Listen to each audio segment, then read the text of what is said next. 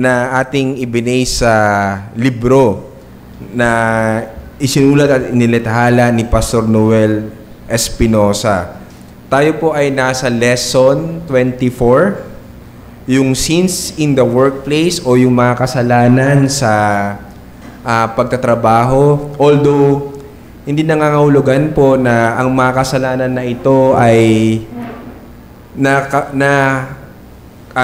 nagagawa natin sa pagtatrabaho dun sa sabihin natin kung tayo man ay may trabaho.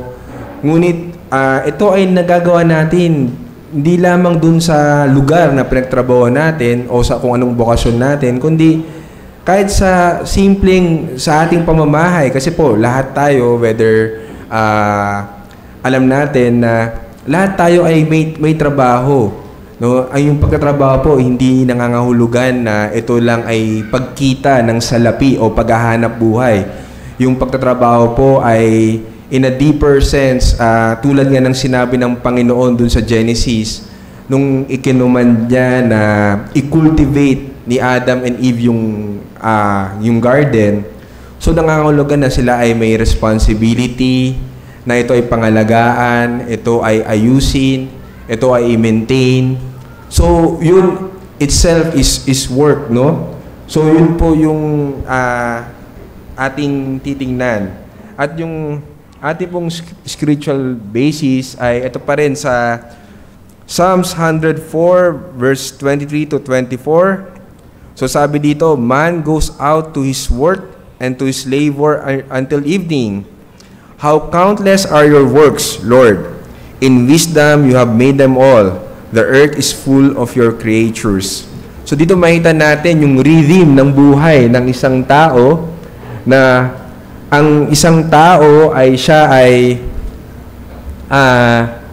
lumalabas o pumupunta sa kanyang trabaho. Thank you. At nandoon yung kanyang pagtatrabaho hanggang gabi. So may umpisa, may hangganan. At nakita natin na ang ating Panginoon ay nagtatrabaho. Alam natin na yung creation, no, ay trabaho ng Panginoon. At ang ating Diyos ay hindi tumitigil sa pagtatrabaho. In fact, lagi siyang nagtatrabaho po. Inaayos niya yung affairs ng mundong ito, no, sa kanyang kasobranuhan, kapangyarihan. Inaayos niya yung affairs ng kanyang mga anak. So, yung trabaho po, yung work itself is hindi natin matatanggal talaga, no? At yung pinag-aralan po natin nung nakaraan, no? Work is a creation mandate for humanity. We are made to work. So, I hope malinaw po yun na yung pong work ay ito po ay iminandato sa atin ng ating Diyos Ama. Dahil again, yung po sinabi ko kanina, unang-una, siya po ang nagtrabaho. At dahil tayo ay created based on His image, at tayo ay inutusan ng Panginoon na magtrabaho, no? So, makikita po natin yun sa Genesis chapter 2, verse 5, verses 15 and 19. So, yung work po, it's not as a result of yung fall ng humanity. Ito po ay ipinag-utos, i-design, i-mandate sa atin ng ating Diyos bilang kanyang mga nilalang, no? At it involves intellectual, physical, and aesthetic exercises, not just manual labor, no? So ano pong ibig sabihin nito? Yung work daw ay kailangan ito ay pinag-iisipan, no? Ito ay pinag-e-effortan, yung physical, no? Intellectual, pinag-iisipan, may effort, at may aesthetic. Alam niyo po ba yung word na aesthetic? Sa madaling sabi po, ito ay merong, yung aesthetics kasi po, yun yung parang appearance ng isang bagay na ito ay dapat maganda. So, dito pa lang makikita natin na yung pagtatrabaho, kailangan po ito ay pinagbubuti natin. Hindi lang ito yung, pwede na yan. Diba? Yung sabi nga nila, para basta na. Alam niyo po ba yung term na para basta na? Sa ano ko po narinig yun, sa tatay ko po saka sa mga kamag-anak ko sa Batangas, yung para basta na, yung basta for the sake lang na matapos na, hindi na inayos, hindi na pinag-isipan, no? So, medyo prevalent po yan, especially sa mga younger generations. Kasi, yung ating younger generations ngayon, medyo impatient na, no? So, pag may pinapagawa sa kanila, ay for the sake lang na matapos na, gagawin nila. Pero sabi dito, it's just not manual labor. Hindi lang to basta-basta magawa mo lang. Pero kailangan may intellectually, pinag-iisipan mo, physically, pinaghihirapan mo, at aesthetically, pinapaganda mo. So, without work, sabi doon, man is incomplete. Totoo po yun kasi ang tao, again, ay nilikha ng Diyos para magtrabaho. No po? At when defining of one's life, it is dehumanizing, no? Dehumanizing. So, yun daw pong walang pagtatrabaho, no? Ito po ay ano ba yung dehumanizing na sa mas simpleng salin? Ito ay yung pagkatao mo, yung iyong identity, no? Yung iyong pagkakakilanlan o yung pagiging human mo, no? Yung nagde-define sa iyo bilang isang nilalang, no? Pag di ka nagtatrabaho, ito ay nakakaapekto, ito ay naapektuhan yung pagkatao mo, no? Kumbaga, yun nga, incomplete ka kasi hindi pwedeng hindi ka nagtatrabaho Pero binalanse po natin yun. Alam natin na yung pagtatrabaho ay ito ay ayon sa kung anong tinakda ng Diyos. Meron itong sabihin natin rules, meron itong guidelines na hindi pwedeng magkulang ka, hindi pwedeng sumobra ka. Kailangan balanse. At yung ating napag-aralan nung nakaraan ay yung kasalanan ng pagiging tamad o sloth, no? Yung sloth po, ang alam ko po ito isang animal naalala nyo po ba yung sa high school po ba ito, Deacon Leo? Oh, as early as elementary, meron ng mga ano, pero yung sloth, ito yung isang animal na yung kanyang siya ay laging nakahiga lang Tapos ang pagkilos niya sobrang bagal. Talagang akala mo patay siya kasi hindi siya halos kumikilos. Yung animal na ito, yung sloth, no? So, metaphorically, yung sloth, yun yung pagiging tamad, no? Yung ang daming term diyan, no? Tamad, batugan, laziness, no? Pero ang ibig sabihin, yung pagiging tamad, ang dinefine po natin to sa last na pag-aaral natin bilang sabi, preference for ito yan. Leading to a lifestyle of idleness, avoidance of labor, no? So, yung kasalanan dito is mas prefer mo, mas gusto mo na yung lifestyle mo ay idle ka. Yung wala kang ginagawa, no? Yung iniiwasan mo yung pagtatrabaho, no? So, yan yung kasalanan ng pagiging tamad, no? Na kung ikaw gusto mo na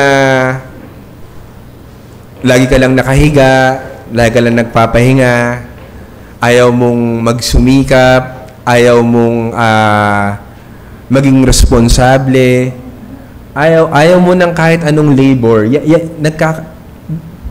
bumabagsak ka sa kasalanan na yan. At maraming sinasabi ang salita ng Diyos tungkol dyan, no? Sa sin of sloth, no? At alam natin, yung isa sa mga natutunan natin, yung pinaka-rebuke, no? Dito sa sloth na pinag-aaralan natin ay yung sinabi sa, I think, Corinthians yun 1 or 2 Corinthians na, ano sabi doon? Huwag pakainin ang tamad, no? So, hindi po tayo ang nagsabi noon, ang salita po ng Diyos. So, totoo lang po, kung tayo ay ini-encourage natin o sabihin natin ini-spoil natin yung mga tao na sila ay nagtatamad pero parang hindi natin sila ine-encourage na magtrabaho. Kasi ang hirap pong balansehin nito, no? Especially po kunwari tayo ay may mga kamag-anak, kaibigan, no?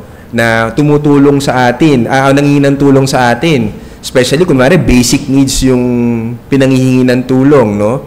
So, darating yung point na kailangan ma-discern natin kung paano at kailan natin sila tutulungan.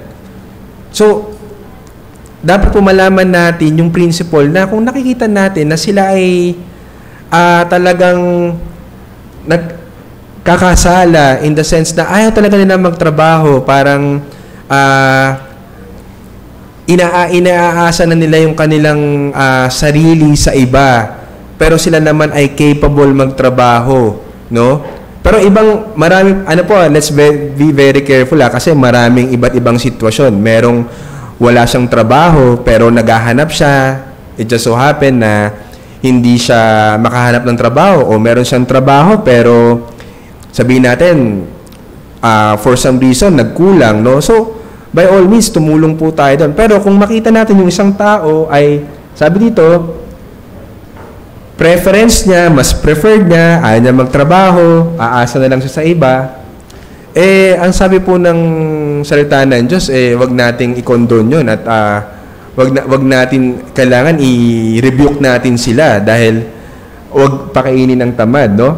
So sabi, to work gainfully is part of being human, not the result of sin. So, basahin po natin yung Psalm 104:19 to 24. Sino po ang gustong magbasa? Sa Salmo 104:19 to 24, I think mahagip yan yung scriptural basis natin dun sa Psalm 104:19 to 24.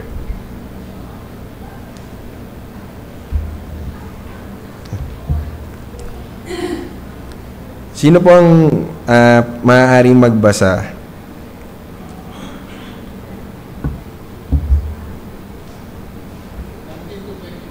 Opo, Deacon Leo. Kanyang itinakda ang buwan sa mga panahon, nalalaman ng araw ang kanyang paglubog.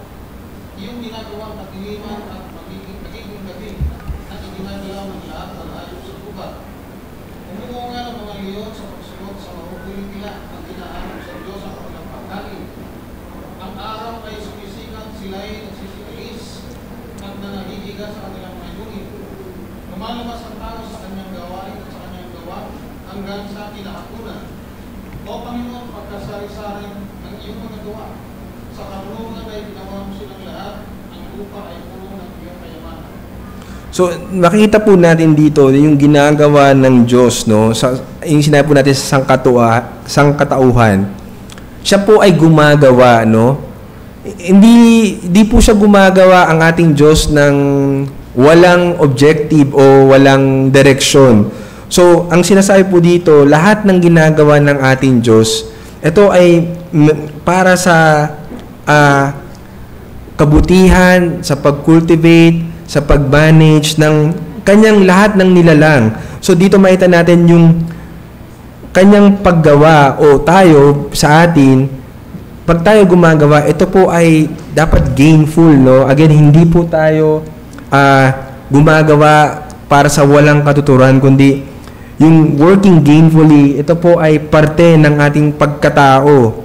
So, dun pa lang po makita natin yung guideline kung paano gagawa. Dapat po ito ay mayroong pakinabang, no? At yung kabaligtaran daw po ng katamaran is not workaholism, no? O yung extreme naman na yung alam po natin from the word itself, workaholism is masyado ka namang trabaho ng trabaho na naging disbalance na yung buhay mo.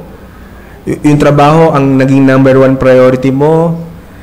Yung trabaho ang naging Diyos mo, no? Yung trabaho ang siyang pinaglilingkuran mo na. So, hindi po yun ang opposite ng katamaran. In fact, ito po ay, again, kasalanan pa rin. Kasi hindi, although sinabi natin sa first bullet natin na yung tao, parte ng pagkakagawa ng Diyos sa tao ay siya magtrabaho, pero hindi ibig sabihin na yun lang po yung kanyang gagawin, yun lang yung kanyang buhay, yun lang yung kanyang priority. So, kung hindi ibig sabihin para wag tayong masabihan ng tamad, magtrabaho tayo ng magtrabaho, mali din po yun, no? Hindi po yun ang sinasabi ng salita ng Diyos. So, ang sinasabi po ng salita ng Diyos tungkol sa pagtatrabaho ay, ito po ay ginagawa natin in excellence, alang-alang po, o bilang ministry natin sa Panginoon. Kasi, sa totoo lang po, yung trabaho, yun din po ay ministry Yun po ay ministry sa harap ng Panginoon. At, hindi ko lang po mahanap yung isang article about Puritans, no? Yung mga Puritans po kasi, sa history, sila yung mga talagang nag-uphold, no, ng teachings, no, yung ng Biblia, no. Talagang sabihin natin, yung kanilang buhay ang nag-shape talaga yung salita ng Diyos, which is rightly so, no. Din talagang gusto natin. Pero itong mga Puritans na ito, alam nyo po ba, dahil binuview nila lahat as from God, no? Kung ano yung kalooban ng Diyos, ano yung gusto ng Panginoon. Pagdating po sa trabaho, sila yung, ito po nasa history po ito sila yung pinaka-productive, sila yung pinaka-effective, sila yung pinaka-honorable, at marami pong,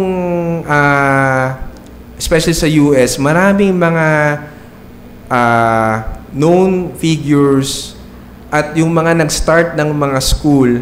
I think Yale is, and di ko lang alam yung Harvard, pero yung lahat ng mga gandang school, mga galing na school, mga Puritans po ang nagtayo noon. So, ang ibig sabihin, itong mga Puritans na ito, vinuview kasi nila yung work as their ministry to God, no? So, yun po yung maganda rin makita natin na itong pagtatrabaho natin, hindi lamang ito para makasupport sa atin, para sabihin natin na tayo ay kumita, magkaroon ng mga bagay, pero most importantly, ito po ay ginagawa natin dahil ito ay ministry natin sa Panginoon.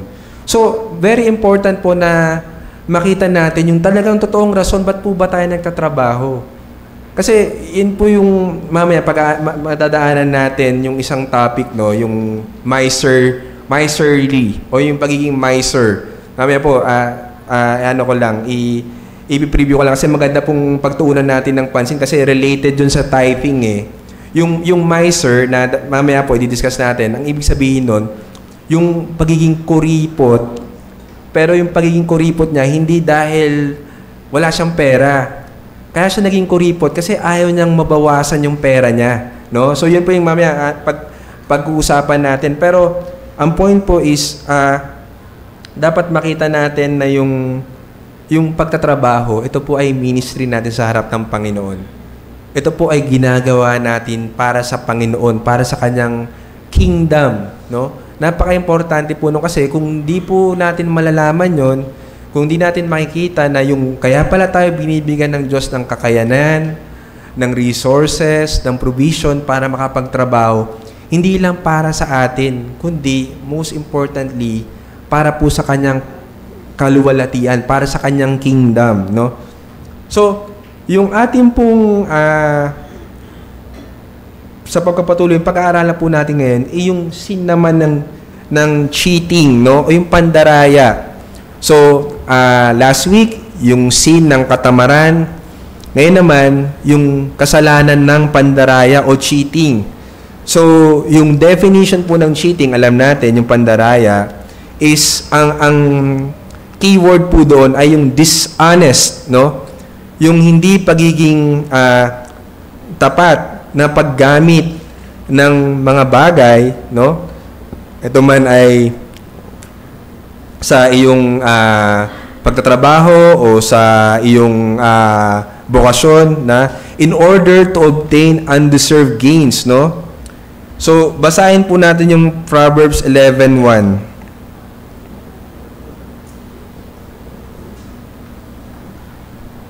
So, sabi po sa Proverbs 11:1, a false balance is an abomination to the Lord, but a just weight is His delight. So, yun daw pong false balance, no? Yung timbangan na mali ay karimari-marim, no? Sa harap ng Panginoon. Pero yung just weight o yung timbangan na sabihin natin tapat, no? Ay yun daw yung kaligayahan ng Panginoon. So, kung tayo po ay nandaraya, sa anumang kaparaanan, ang una po nating iisipin, again, babalik tayo sa Panginoon, ito ay karimari-marim sa harap ng Panginoon. Isipin niyo po yun, yung word na ginamit dito is abomination eh. Yung abomination po, hindi siya simpleng salita lang. Mabigat yung meaning po ng abomination. Talagang galit ang Panginoon. Galit na galit. Karimari-marim. Sa harapan niya. Yung pandaraya. No?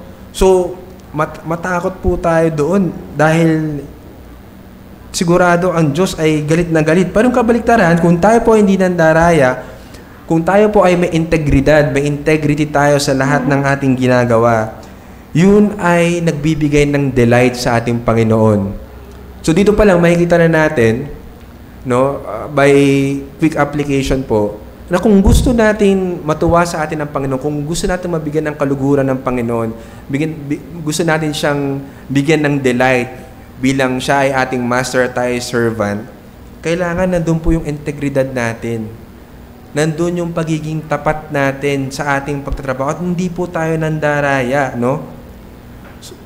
So, ito na pala yung natin, yung ating presentation. So, ito po yung binasa natin kanina, Proverbs 11:1. Yung first bullet po, an informed use of the wrong means resulting in profit is not cheating. So, kailangan mo lang, meron kang restitution. Ano pong ibig sabihin yan? May mga pagkakataon po na hindi tayo aware sa ating pagtatrabaho na tayo pala ay nakapandaya, no? So, hindi nangangahulugan nun po na kung sabihin natin honest to goodness, hindi natin alam na yun ay mali. At dahil doon ay nagkaroon tayo ng undeserved gain, hindi nangangahulugan na nandaya na po tayo agad. So, siguro po ang naisip kong pinaka-common at simpleng example niyan ay yung pong sukli, no?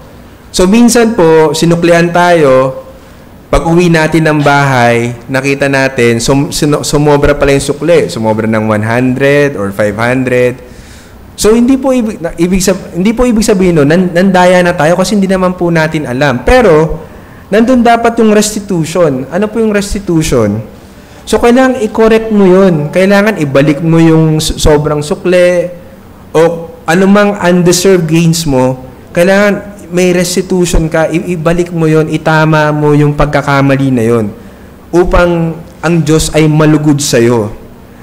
Pero yung cheating, it is a deliberate, meaning sinasadya. Sinasadya mong gamitin yung mga maling pamamaraan para mag-profit ka at syempre, kung gusto mo mag-profit, kailangan i-lessen mo yung cost kasi yun naman po ang sa accounting principle po, 'di ba? Yun naman ang basic, no? Revenue minus cost equals profit, no? Kung gusto mo kumita ng malaki, kailangan bawasan mo yung gastos.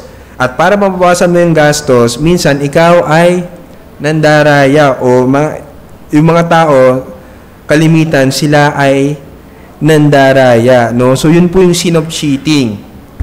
So, magbigay po kayo ng example. Meron po ba kayong example na nakikita nyo prevalent na nandaraya, no? Nakita natin yung pandaraya para magkaroon ng malaking profit, no? siguro yung first thing that comes to mind is government, no? Pero actually, ang daming minsan I think sa buhay natin nandun yung mga simple o tila tingin natin ay simpleng kasalanan pero hindi pala dahil ito ay pandaraya. Alam nyo po yung ito tingin ko po talagang na-abuse at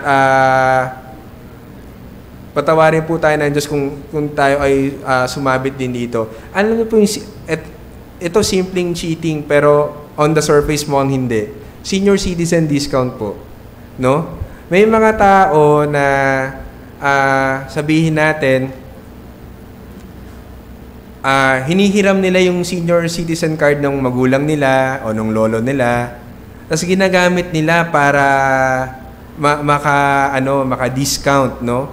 Kasi naalala ko po nung bumili ako sa isang tindahan, pinapabili po ako ng nanay ko kasi kami ay nasa ospital. So meron akong letter of nung kanyang sa senior. So ayaw ko pagbilhan, no? Nung kasi daw kailangan daw kasama yung senior.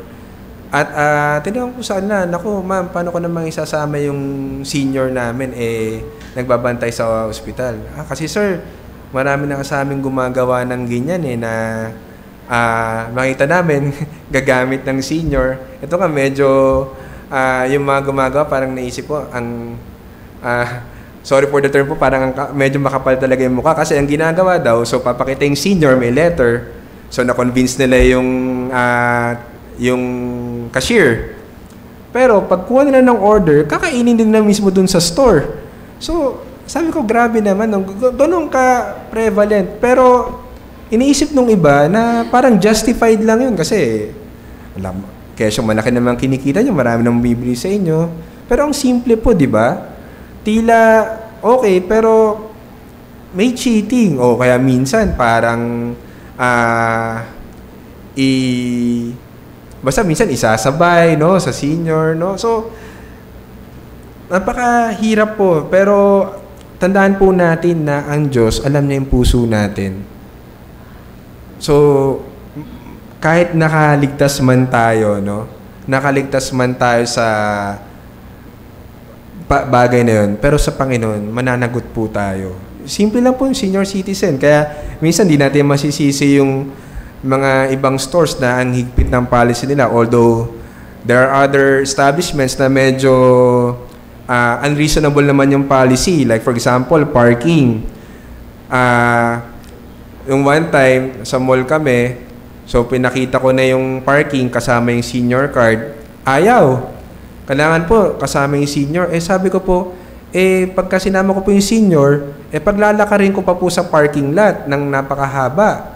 Kawawa naman po. Sir, ganun po talaga policy. So, parang dahil nga na-abuse, so nagkakaroon ngayon ng mga policy na medyo, sabihin natin, hindi na common sense, no? Kaya, doon po makita natin yung talagang cheating, merong mga ramifications yan, meron yung mga effect na hindi maganda pag yan ay laging ginagawa. So, ang point po natin is, trusting in God's blessing on one's work leads to rejection of cheating. So, yun daw po yung kailangan na ating ginagawa upang maiwasan o matanggihan natin yung pandaraya. Magtiwala tayo sa Diyos na yung ating work na ginagawa, again, sa Kanyang harapan para sa Kanya, na ito ay i-bless niya, no? Na magtiwala tayo na as long as alam natin, ginagawa natin yung ating trabaho ng malinis, ng merong kapakumbabaan, at merong pagkapasalamat sa Diyos, magtiwala tayo sa Diyos na i-bless niya yung work na yun, no? So, ito po yung sinabi sa ating text sa Deuteronomy chapter 8 verses 18 po. Buksan po natin yun, no? Deuteronomy 8:18. So, sabi dito, you shall remember the Lord your God, for it is He who gives you power to get wealth, that He may confirm His covenant that He swore to your fathers, as it is this day. So, yung command dito, sabi, you shall, no? Kailangan gawin, you shall remember the Lord your God. Bakit daw? For it is He who gives you power to get wealth. So, kanino po nagmumula ang kakayanan natin ng gumawa ng wealth? No? Sa Diyos po. Yun po yung lagi natin tandaan.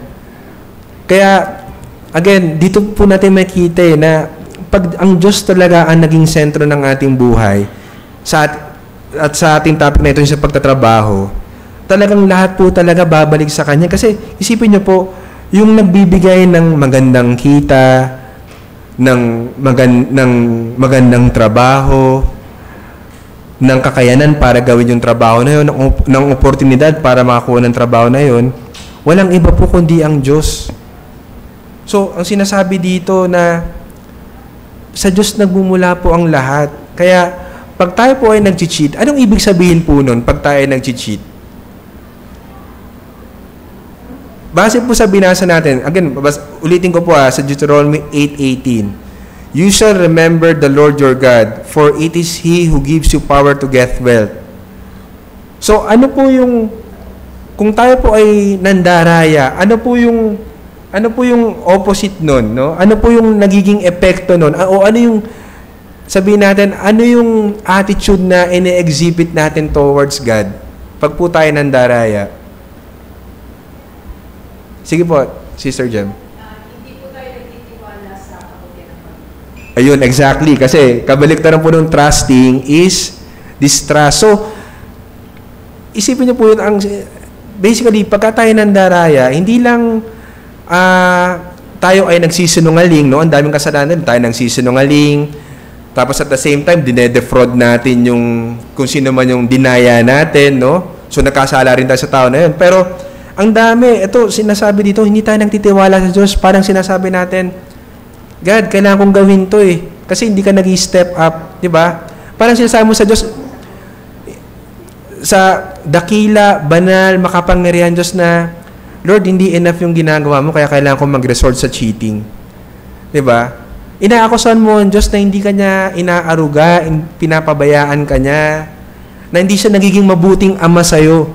Yun yung isang nakikita natin na pag tayo nandaraya, ganoon yung pinapakita natin sa Panginoon. Kaya dapat mas tingnan talaga natin ng mas malalim po ito eh. Kasi hindi lang siya simpleng pandaraya. Inaakusan mo mismo ang Diyos na, Lord, ayaw magtiwala sa'yo kasi hindi ka naman able, nakikita mo yung sitwasyon ko pero wala kang ginagawa. Di ba po? Parang, sige po, Brother Mark. As a result of that, basic not trusting God, parang ang iisip ng kapanesa, unfair naman itong mundong ito eh. Kasi kailangan ko magpakapero. Bawi-bawi na lang.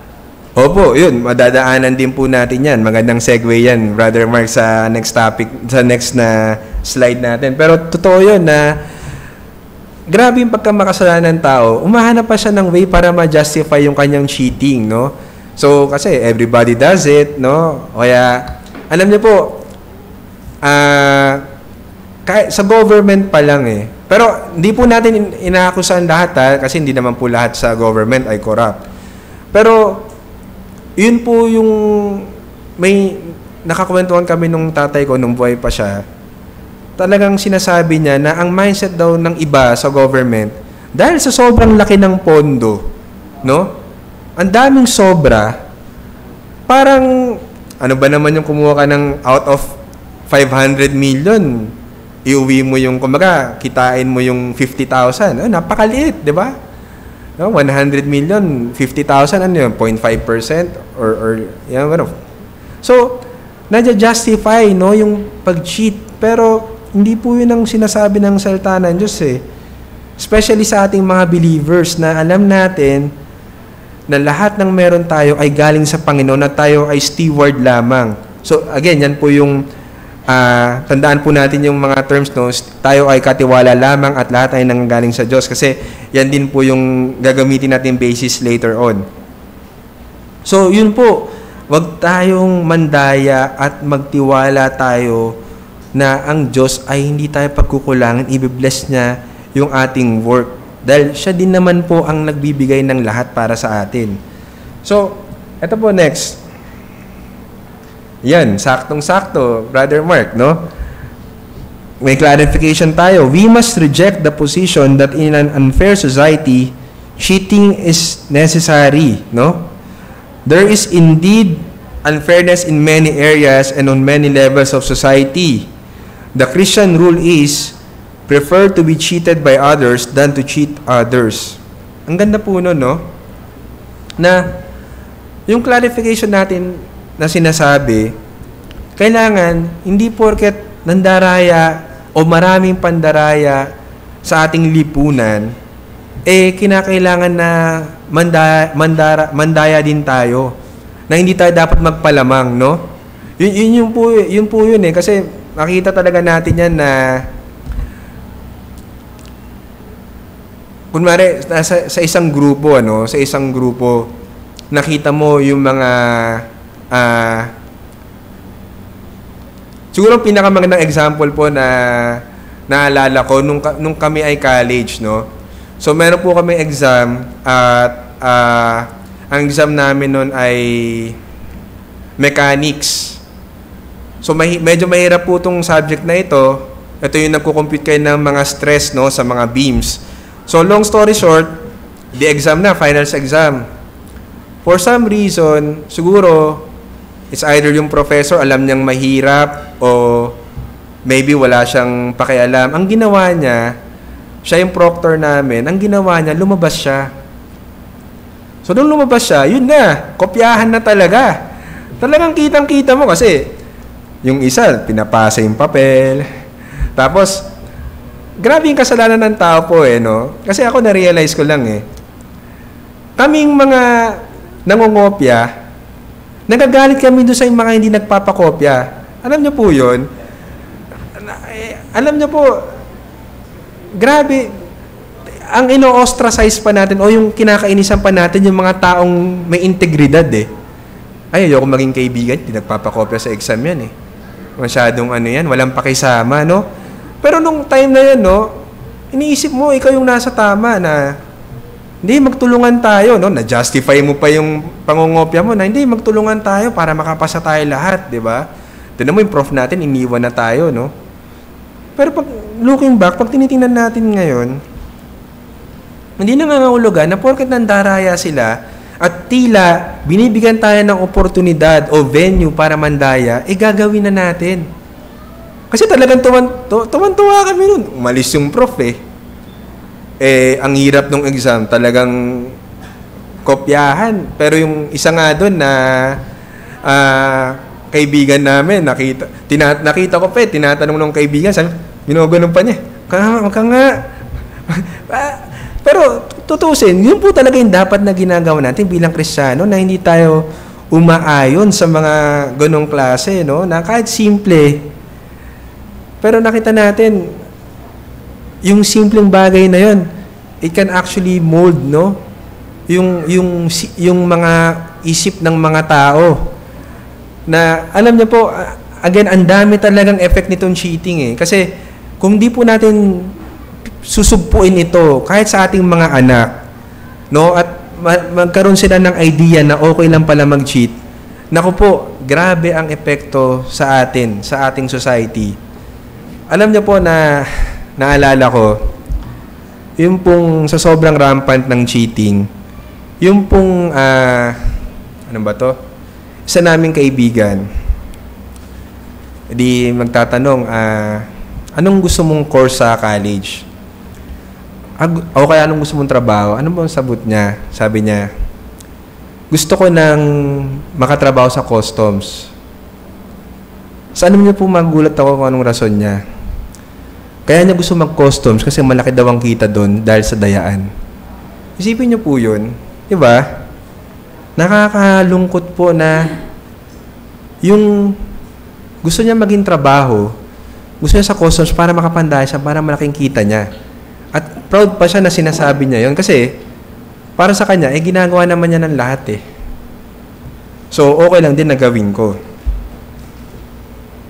Pero ang Christian rule po is, mas okay na po na tayo ang madaya, no? Mas okay na po na tayo ang maisahan kaysa tayo po ang mandaya. Kasi sa harapan po ng Panginoon, at least tayo ay hindi nagkakasala sa Kanya. Excuse lang po. Medyo hinahapo na ako.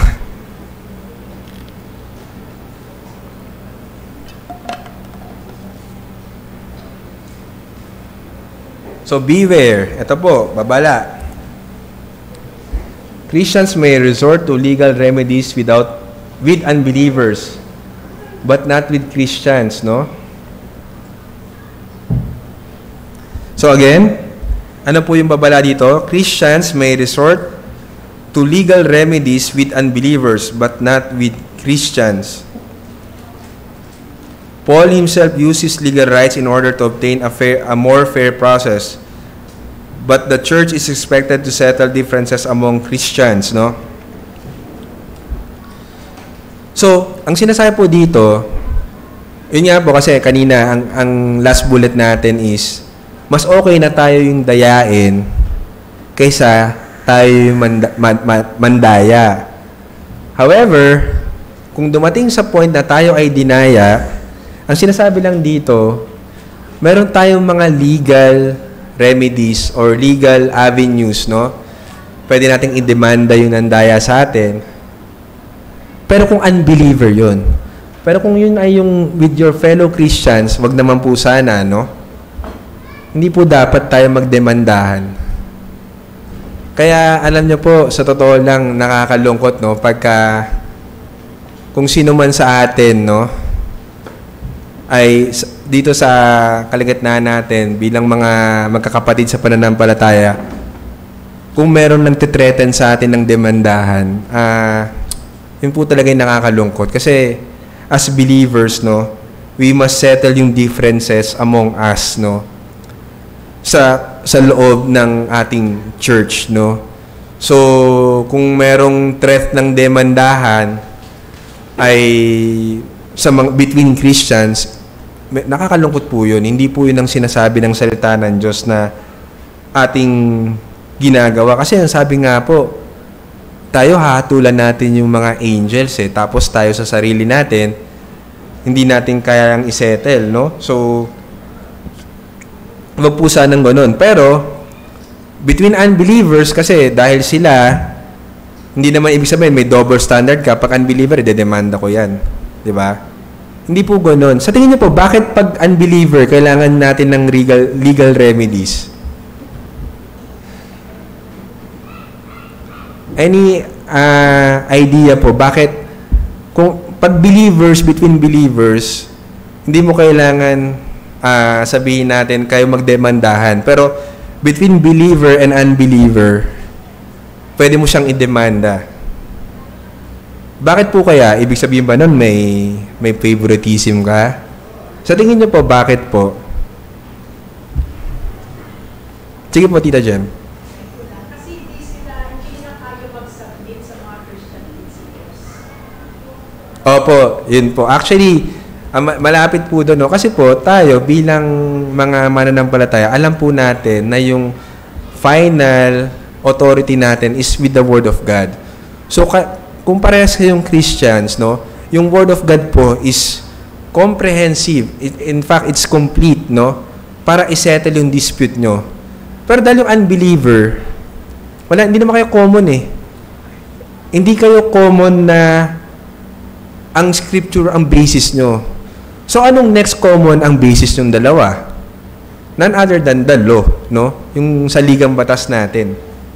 Kaya, kailangan talaga may legal na proseso. Kasi yun nang parehas kayo nag-a-agree na under kayo ng law, no? In this case, yung law ng Philippines, no? So, kailangan talaga gamitin natin yung venue na yon, yung legal venue na yon. So, ano po yung next? Wala pa yung ating projector. Yung next po dito is yung stealing. So, ito yung forms ng cheating sa workplace, no? Isa sa mga forms ng pandaraya ay pagnanakaw. Siguro po, ito ay very, very self-explanatory, no? Kasi po, Bakit po self-explanatory? Bakit po natin nasabi na ang pagnanakaw ay mali? Kasi po, nasa 10 Commandments po yun, di ba po? Yun po yung summary ng holiness ni God, no? Yung thou shall not steal, no? So, sabi doon, yung stealing is taking for oneself someone else's own property or rightful claim. Yan.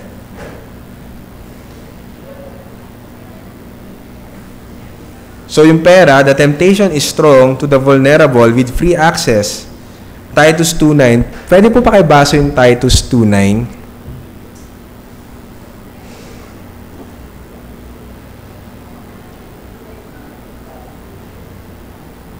Sige po, sino po ang gusto magbasa ng Titus 2:9?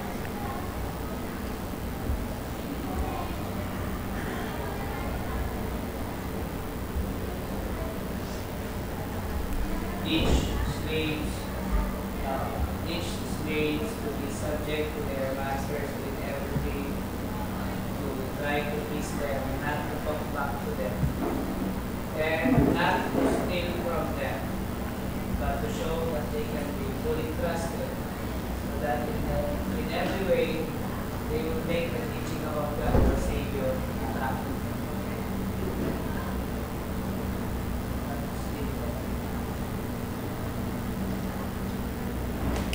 Not pilfering, no? Yung sinabi, no? Yung pagnanakaw. So, ito pong stealing, again, maraming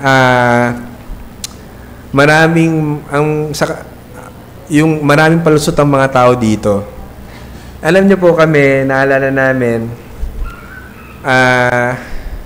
yung stealing kasi, especially dito, pag may free access, nakaka-tempt talaga eh. Alam niyo po ba, naalala ko yung kasambahay namin.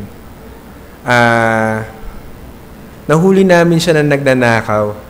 Kasi, naalala ko yung misis ko pa yung nakahuli sa kanya. Dahil, syempre nag-grocery po kami, di ba? Naalala namin, alam namin yung mga binibili namin. So, alam din namin kung paano siya ginagamit. Alam namin kung kailan siya nauubos. So, nagtataka kami, parang laging ubos yung detergent powder namin. Yan, laging ubos. Ang binibili lang namin, yung mga sachet. Kasi, parang alam na, mas control namin na pag itong mga sachet lang, alam namin kung ilang beses pwedeng gamitin, ganyan.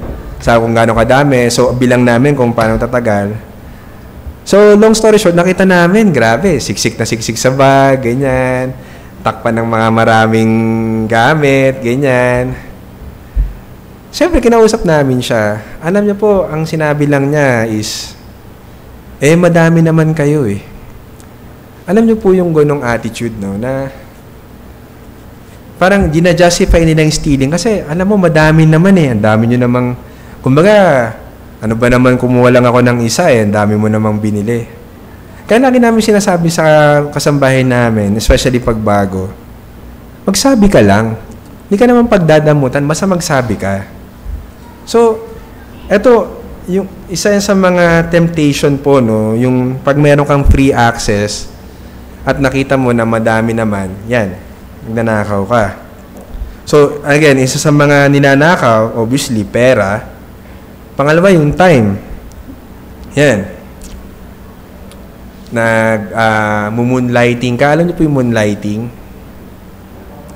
Yung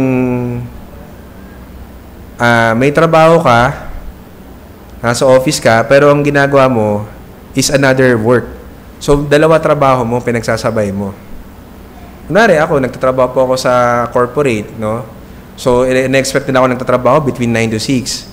Pero ang ginagawa ko is mga 9 to 12 lang nagtatrabaho, tapos yung 12 to 3, sa ibang kumpanya naman ako rumaraket, no?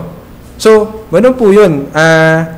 Yung in-expect sa ating time, kailangan, ibigay talaga natin yun. So, hindi po nangangahulugan na kung marami tayong racket, bawal yun, no?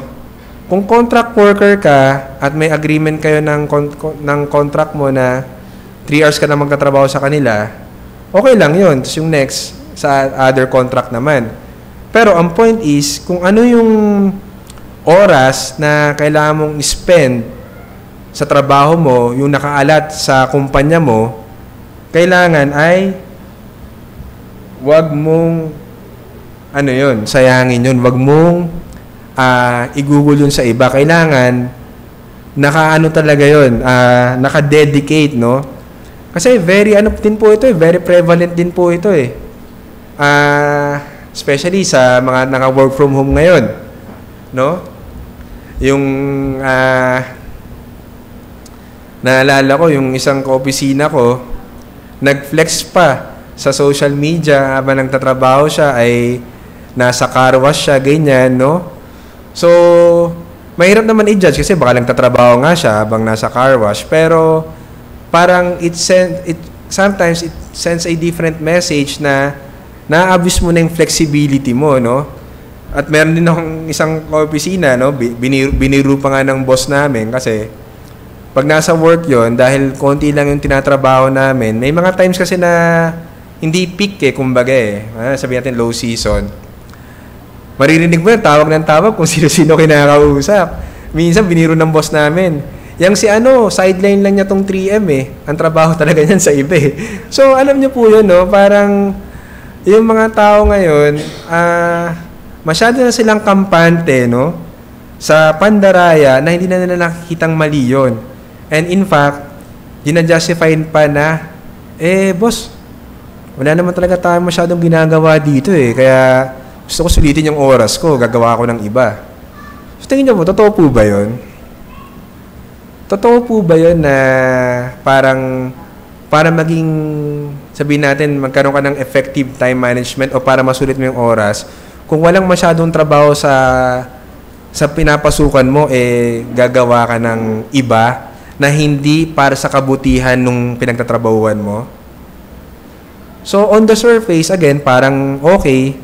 Pero sa totoo lang po, kung konti yung tinatrabaho nyo sa opisina nyo, I'm sure po, kung talaga magmamalasakit ka sa kumpanya, marami kang bagay na pwedeng gawin para sa kaiunlad ng kumpanya. Kaya nga po kami, naalala ko, nung nag-try po ako ng mag-managerial, ang isa sa mga natutunan ko is, yung mga tao mo, kailangan ma-convince mo sila na dapat lagi nilang inilalagay yung sarili nila sa may-ari ng kumpanya. Kasi kung ilalagay mo yung sarili mo sa ikaw yung may-ari ng kumpanya, so kung ikaw may-ari ng kumpanya, anong gagawin mo? Magsasayang ka ba ng bond paper? Magsasayang ka ba ng oras? Mandaraya ka ba? Hindi, kasi kumpanya mo yun Ayaw mong dayain yung sarili mong kumpanya. So, dapat ganun yung mindset daw. So, ang point po is, yung stealing is against the commandment of God, no? So, ito ay nakaka-dishonor among believers. Yun po ang sinabi sa Proverbs 37:9. Pwede po pakibasa yung Proverbs chapter 30 verses 7-9. Sino po ang gustong magbasa?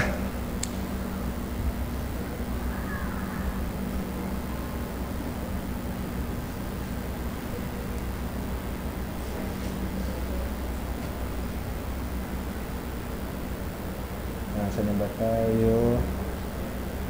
Yan, Proverbs 30 verse 7-9.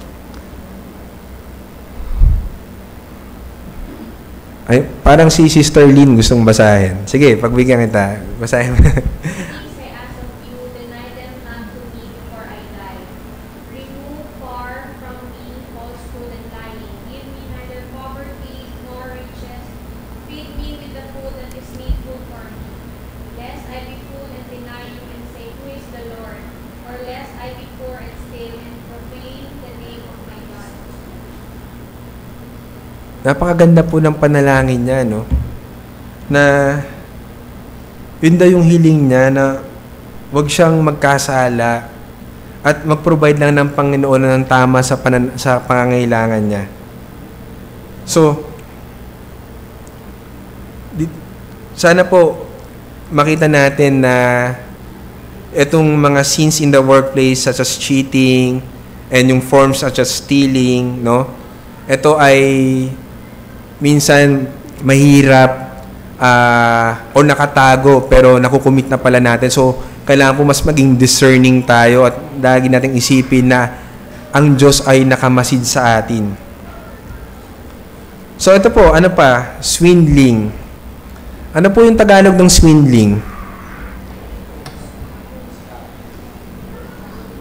Ano po yung Tagalog ng swindling? Yung scammer. Ano daw po yung Tagalog ng scammer? Ang alam ko lang po yung manggagancho. Yun po ba yun? Hindi ko nga po alam kung saan nanggaling yung word na manggagancho. No?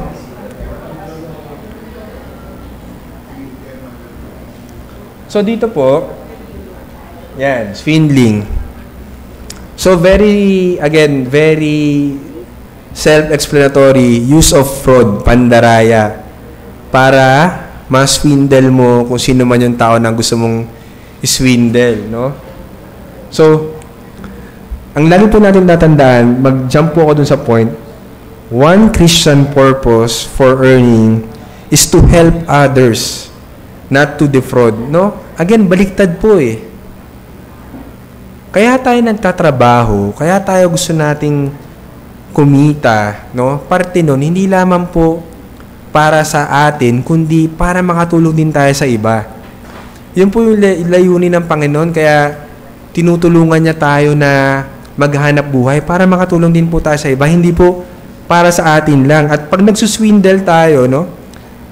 Alam nyo, yun nga po, no? Laging iniisip natin, paano kaya nila paano nila nasisikmura? Sabi nga nila na yung pinapakain mo sa anak mo is, 'di ba? Is galing sa pagnanakaw, no? Pero ganoon po talaga ang sin, no? Pag nang blind. So, laging tandaan po natin para ma-counteract natin tong pangdaraya in the form of swindling. Dapat po ang mindset natin is hindi po tayo dapat nanlalamang sa kapwa, dapat po tumutulong tayo sa kapwa. Laging yung baliktad eh. So, nawa, kung tayo man po ay nagkakasala sa mga ganito, tingnan po natin na tayo ba ay nakakatulong? Wala ba tayong inaapakan na iba? Wala ba tayong ibang nadi-disadvantage? Kasi po, again, darating po, ang isa rin po talagang babalikan natin dito, magkakakabit-kabit to eh. So kung tamad ka, ayaw mo magtrabaho ng tama, magre-resort ka sa mga cheating na ito. No? Swindling, stealing, at itong huli, ito po, lastly, miserliness. Yung miser, no? Cheating in one's duty of offering to God and His work. Ito po, talagang bigyan po natin to ng pansin. Nung pinag-aaralan ko po ito kagabi, talagang nakakonvict. Kasi, siguro, sa lahat ng forms ng cheating na diniscuss natin so far, yung pong miserliness o yung pagiging miser, no? Yung miser, alam niyo po yung miser, yung kuripot na dahil nagko-covet siya. Yan po yung isa sa mga sin na sa totoo lang sometimes we are very insensitive. Hindi po natin namamalayan na nagkakasala tayo ng ganito. Kasi po, dito sa ating pag-aaral, sabi to, cheating in one's duty of offering to God and His work. So, yung sa tithes and offerings po natin, yan yung talagang lagi natin ginajustify na yung binibigay natin sa Panginoon, hindi talaga kung yung sa ayon sa kanyang kagustuhan. Pero, ang dami nating rason, ang dami nating pagja-justify dito. At alam niyo po, yung narinig ko pa nga is lagi nating iniisip na maiintindi naman ng Panginoon, alam niya yung mga pangailangan ko. Pero alam niyo po, pag inugat natin yung totoong dahilan, most often than not, kung bakit hindi tayo nakakapagbigay sa Panginoon ng ating tithes and offering, kung ano talaga yung dapat nating ibigay sa Kanya, so ito lang po dahil sa ating covetousness, kasi hindi po tayo nagiging mabuting katiwala. Totoo po yun. Basahin po natin yung Proverbs 3:9. Proverbs 3:9.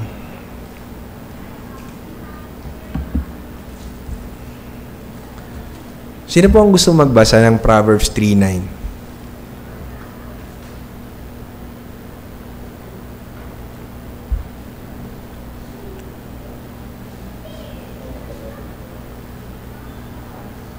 Sige po, Brother Dan.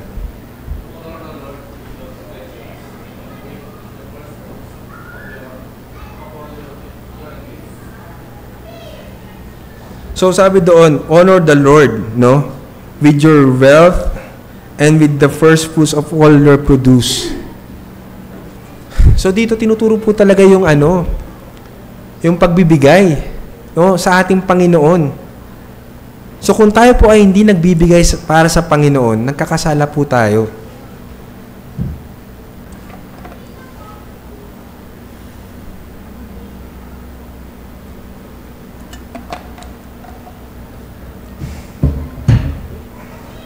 So meron daw pong kasalanan na withholding what is due to God. Malakay 1:14, 3:8, Acts chapter 5. Alam niyo po, nabasa niyo na po ba yung Malakay na 3:8? Sige po, pwede pong may magbasa.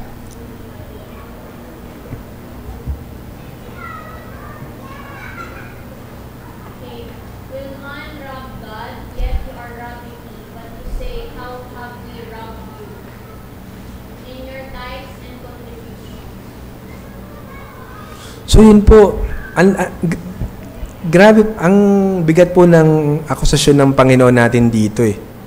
Kasi kung tayo daw po ay hindi nagbibigay sa ating Panginoon, ninanakawan natin siya. So, tingnan po natin ang mas malalim yun ninanakawan natin ng Diyos. Ibig sabihin, ano po ba yung pagnanakaw? Kinukuha mo yung hindi sa'yo. So, ibig sabihin, kung ninanakawan mo ang Diyos, kinukuha mo yung para sa Panginoon. Na instead na ibigay mo sa Kanya, hindi mo ito ibinibigay. At alam naman po natin na ang body ni Christ dito sa mundong ito ay nangangailangan ng pagsusustain natin bilang mga believers, no? Especially financially. So kung tayo po ay hindi nagbibigay, hindi po tayo nagta-tithes and offering, no? Nagkakasala po tayo sa Panginoon. And worst, isipin niyo po, ninanakawan natin ng Diyos. Hindi po tayo ang nagsabi niyan. Ang Diyos po siya nagsabi niyan. Ngayon po, ang malaking tanong, kaya nga po kanina, sinasabi ko kanina, dapat talaga lagi natin tingnan itong topic natin, yung especially itong pagbibigay, sa konteksto o sa paningin na Diyos ang sentro. Kasi po, ang laging isang two sides, no, sa pagbibigay, isang discussion, no, hot discussion or topic is, yung tithing po ba ay applicable pa rin or hindi? Yun po kasi alam po natin na dalawang schools of thought po yan. Sinasabi nila na yung isa, tithing is still applicable kahit sa New Testament. Yung isang side naman is yung tithing is for Old Testament lang kasi ito ay under ng Mosaic law, no? Pero ako po personally, nung akin pong pinag-aaralan ito, kasi kahit po within the Reformed Circle, hati po sila eh. Si John MacArthur, ang kanya is wala ng tithing, free will giving na sa kanya. which is yung sinabi sa 1 Corinthians 16:2, no? Na nandyan. Pero alam niyo po ba, yung argument kasi na yung tithing is under Mosaic law, while it's true po, si Abraham po, sayang hindi ko na-quote yung mga verses eh. Si Abraham, nung siya at I think si Jacob, no? O hindi ko alam si Isaac, si Jacob. Bago pa magkaroon ng Mosaic law, sila, out of their heart, no? Nagsabi sila na lahat ng produce nila, yung 10th, ibibigay nila sa Panginoon. O yung sa point ni Abraham kay Melchizedek, yung high priest. Sabi niya yung 10th ibibigay niya. So, ang point po is, prior pa sa Mosaic law na kinuman yung tithes, nandun na yung pagbibigay ng 10%.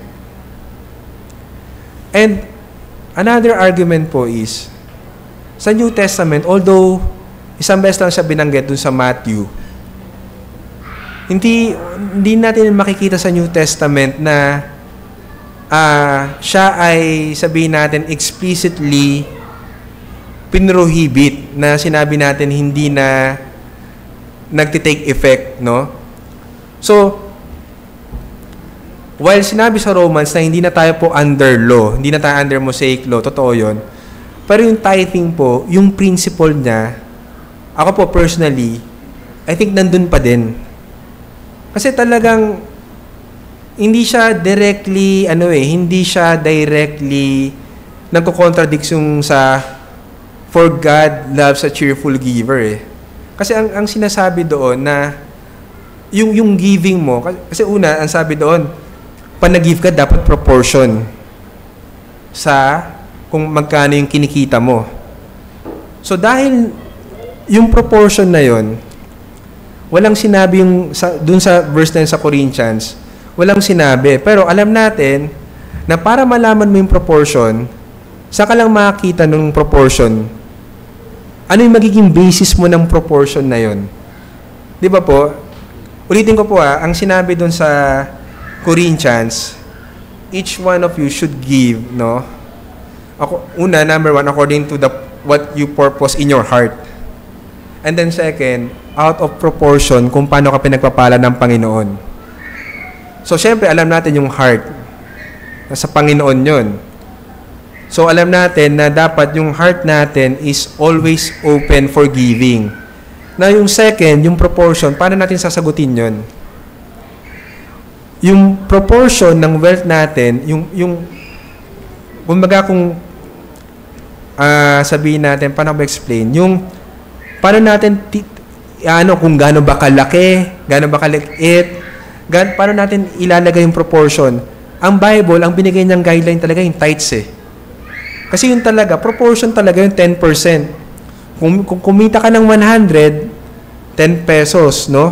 Kumita ka ng 100,000, 10,000. So makikita natin, talagang strictly nandun yung proportion, no? Ang ganda nun kasi wala siyang pandaraya. Dahil kung wala kang kinita, wala ka rin talaga maibibigay. Pero kung may kinita ka, kung maliit yung kinita mo, hindi hinihingi sa'yo ng malaking ibigay mo. Kasi saktong-sakto lang kumbaga, yung proportion na 10% eh.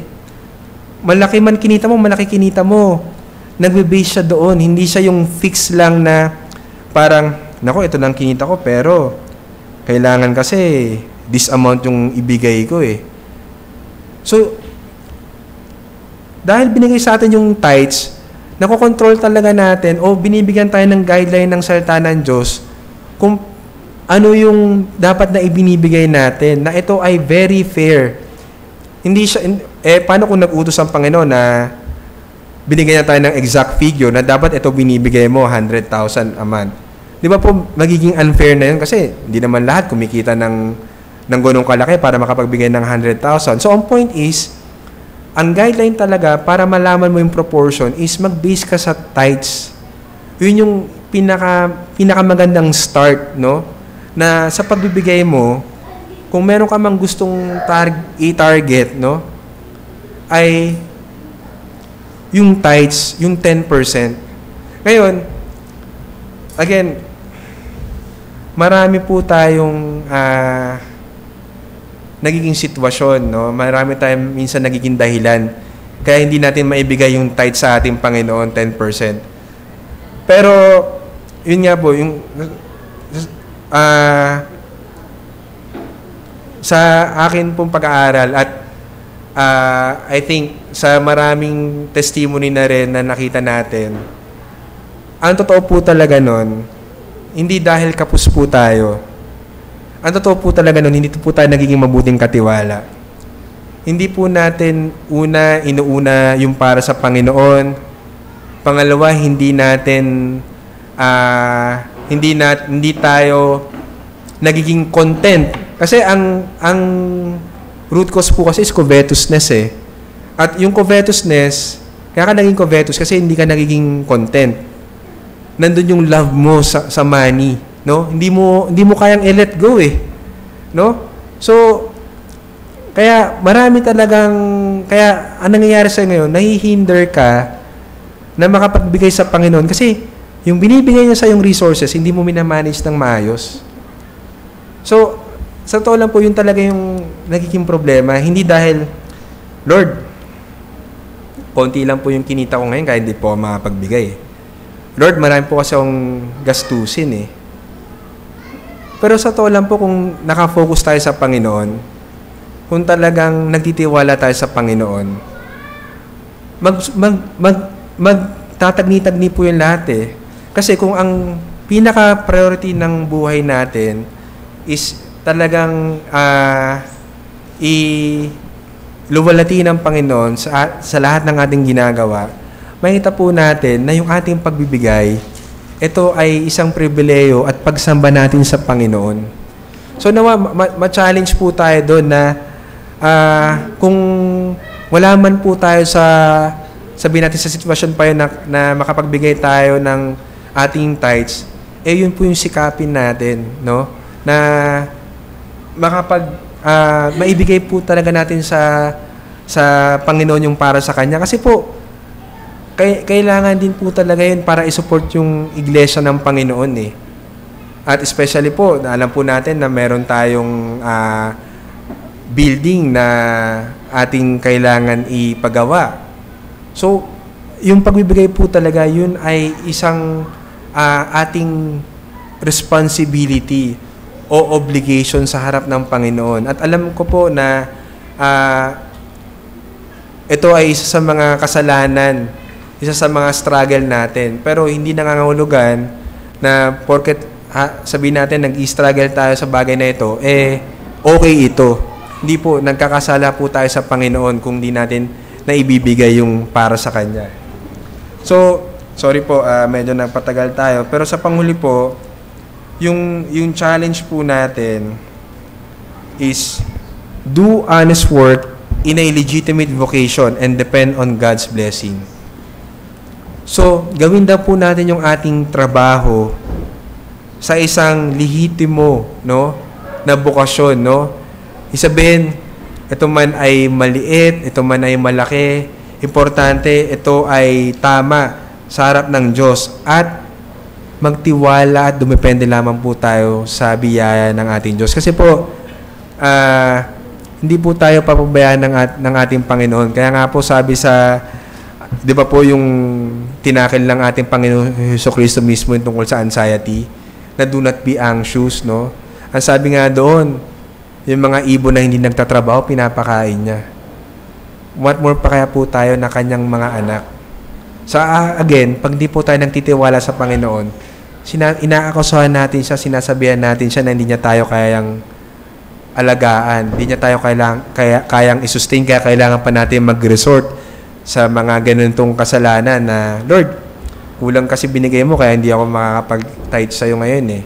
Di ba po? Parang matinding akusasyon, matinding sabihin natin na sampal sa ating Panginoon yung gano'n. Kaya nawa, ma-challenge po tayo na magtiwala tayo sa Panginoon at ilagay po, yung ating pananampalataya ay patibayin natin sa pamamagitan po ng pagsunod sa Kanya.